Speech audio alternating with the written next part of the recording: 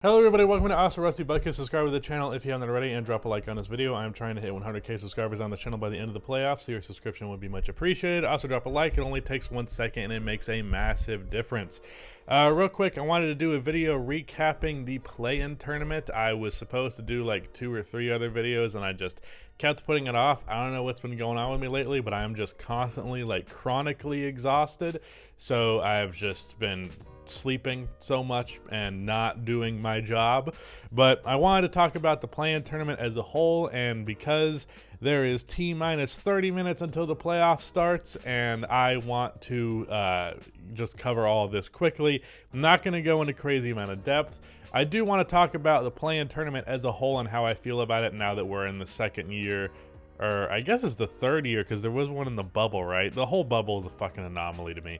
But I guess the third year now with the play-in tournament at this point, my opinion on it. But real quick, let's just recap these games. So Hawks Hornets, I expected that to be a fantastic game. It sucked.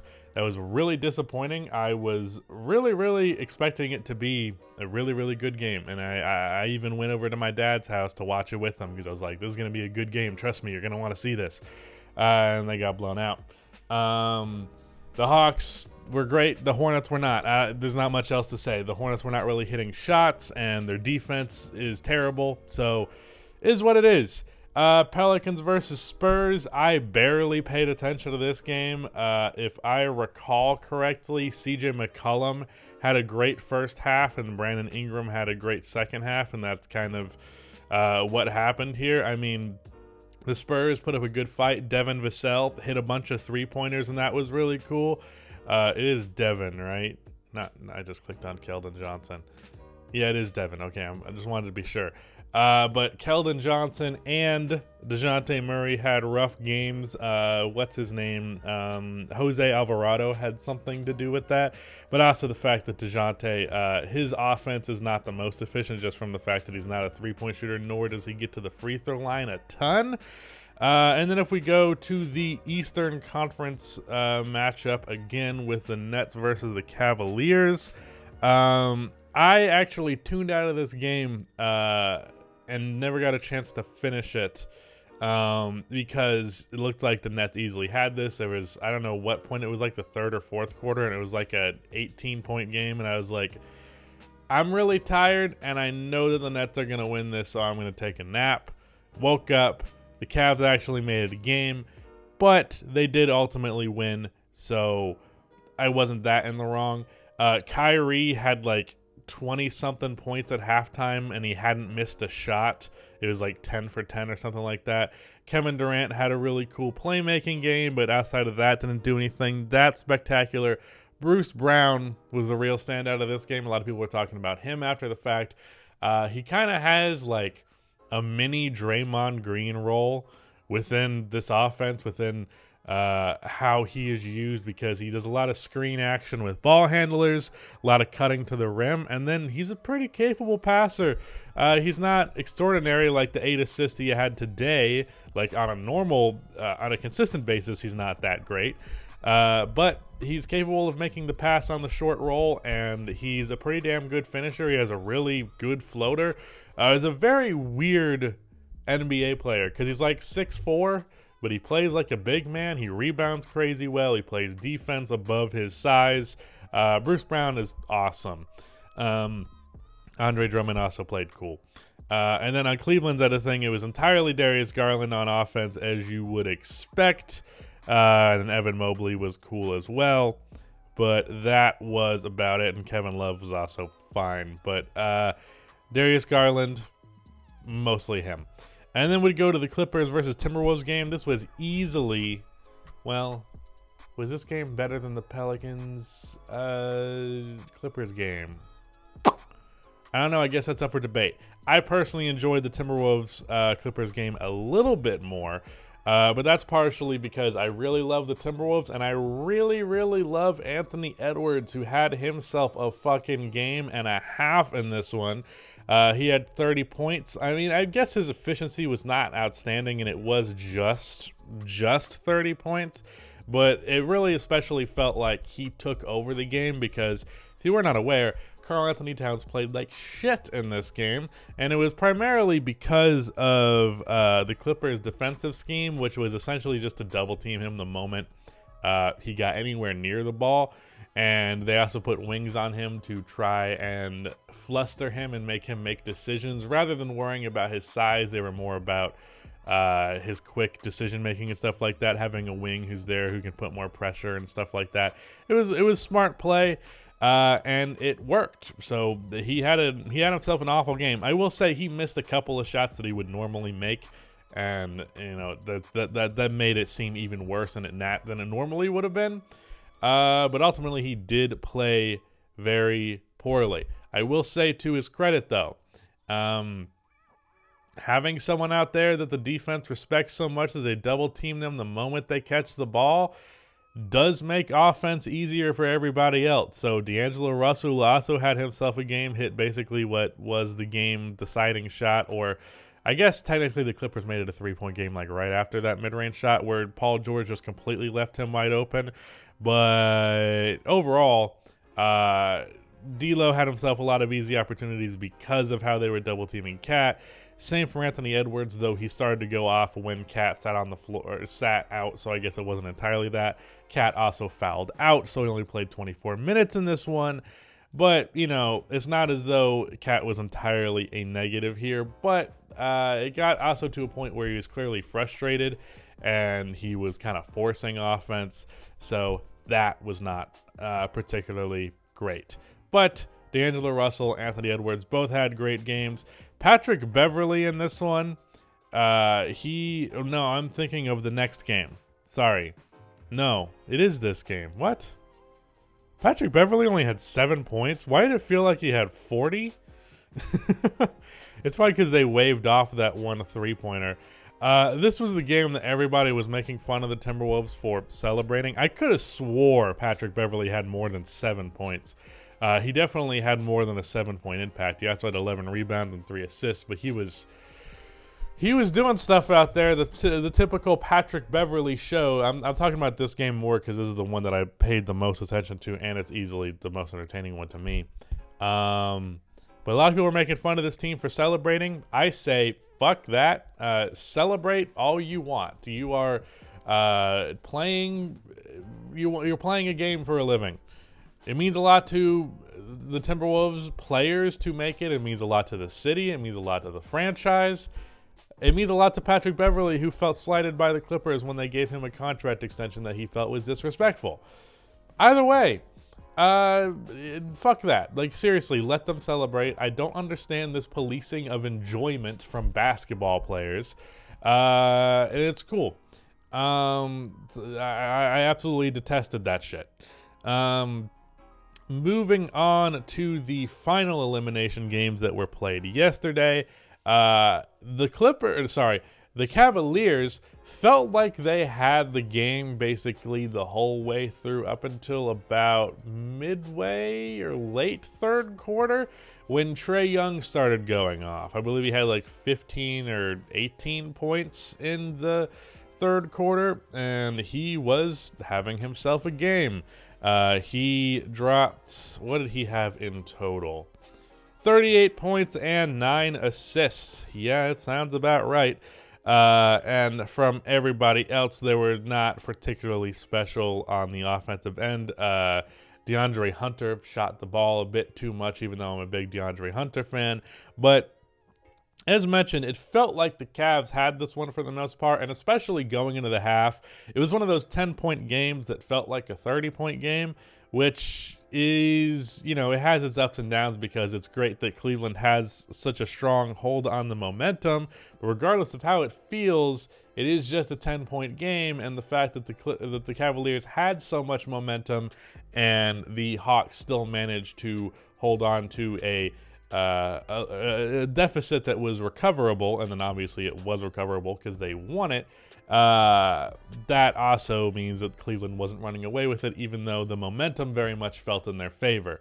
So ups and downs of that. It's good to have the momentum, but to not capitalize on it fully. I mean, it's better than not, but you know what I mean. Anyways, Darius Garland played very badly because DeLon Wright and DeAndre Hunter both played some fantastic defense on him.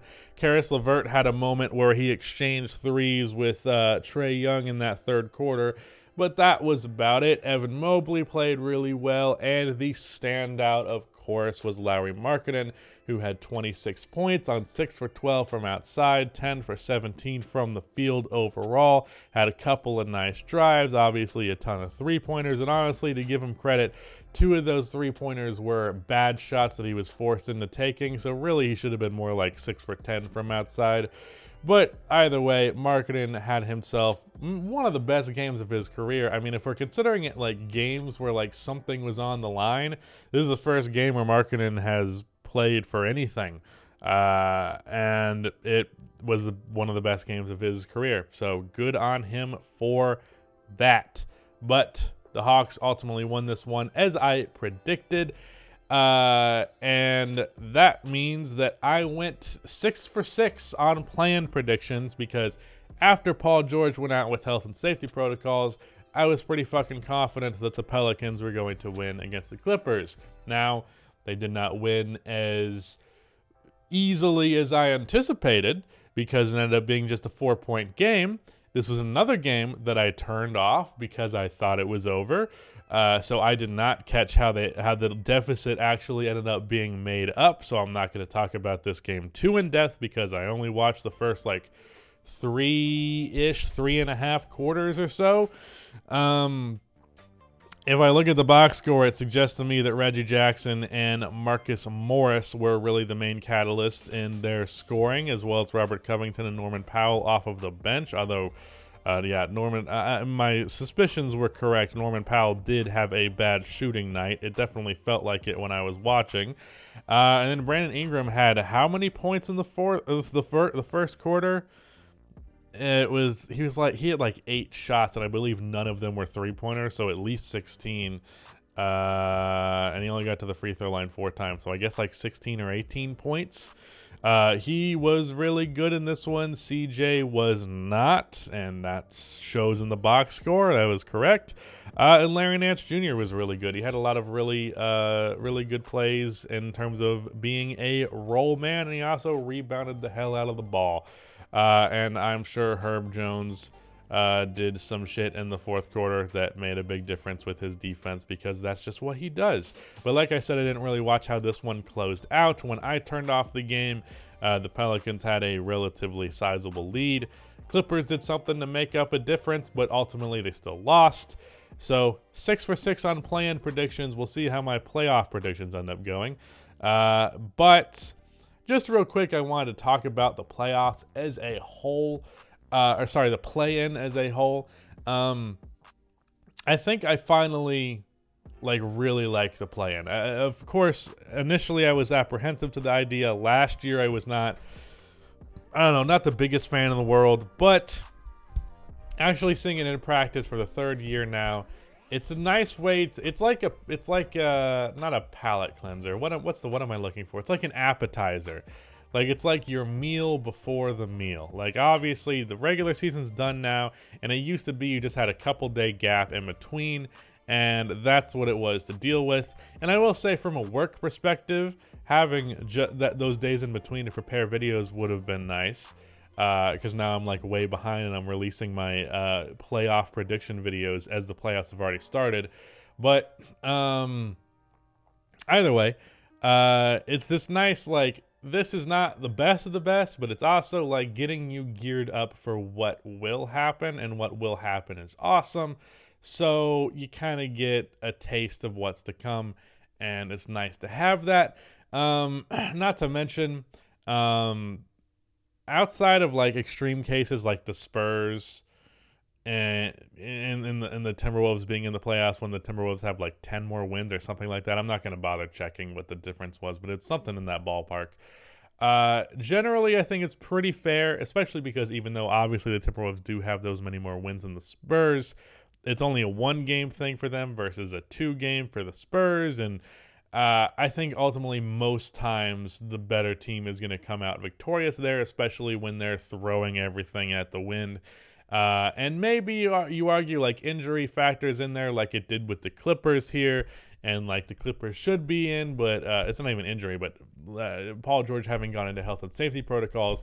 I would have had the Clippers making it if Paul George did not go into health and safety protocols right before this game, like literally day of. But ultimately, if you're like a 7-8 seed and you have that 2-game opportunity, most of the time you're probably not going to get screwed over. In this case, Paul George got sick at the worst possible time, and that's just unfortunate. I mean, the same thing can happen in the playoffs, so don't know. Health and safety protocols usually takes like at least a week to recover from, so even if they did make the playoffs, they would have lost like the first 2 games, and then they're playing the Suns, so they're probably going to get destroyed either way. But yeah. That's my thoughts on the plan. Ultimately, I think it's better to exist than not. Single elimination is pretty fucking exciting, and I enjoy it, even if logistically there can still be some stuff that is semi-unfair. I did see a lot of people saying that the Cavs not making it was unfair and the Hawks making it was. It's unfair because of injury. It's not unfair because of the play-in. Because of injury, the Cavs only had one more win than the Hawks this regular season. That wouldn't have been the case if everybody was healthy all year.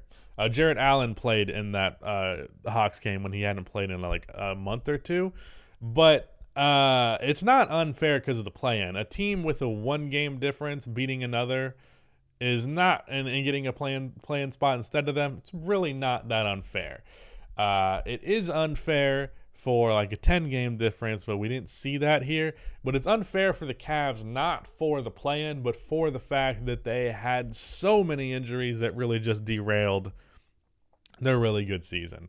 That said, as someone who enjoys the play-in, I don't know how I'd feel about it if my team was actually in it. So that might change my perspective somewhat. Anyways, that was my thought on the play-in tournament.